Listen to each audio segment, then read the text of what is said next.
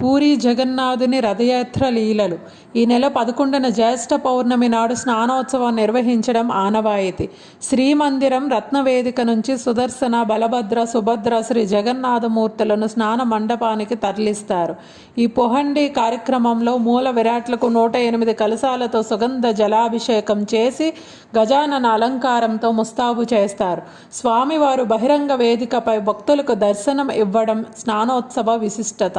స్నానోత్సవంలో స్వామిని చీకటి మండపానికి తరలించి పక్షం రోజులు అంటే 15 రోజులు అక్కడే సేవలు నిర్వహిస్తారు. మూలిక ఔషధాలు, తైలమర్దన, పత్యపు నైవేద్యాలు, కషాయ సేవనం వంటి ఉపచారాలతో పండ్లు, తేలికపాటి పొడి పదార్థాలని నివేదిస్తారు. ఆ 15 రోజులు జగన్నాథుని మూల విరాట్ రూపం కనుమరుగై ప్రతినిధి దేవుళ్ళ చిత్రపటాలు దర్శనమిస్తాయి. స్నాన మండపం నుంచి శ్రీమందిరంలోనికి మూల విరాటుని తరలిస్తారు. పక్షం తర్వాత అంటే 15 రోజుల తర్వాత కలిగే స్వామి దర్శనాన్ని నవయవ్వన ఉత్సవం పేరుతో వేడుక చేస్తారు.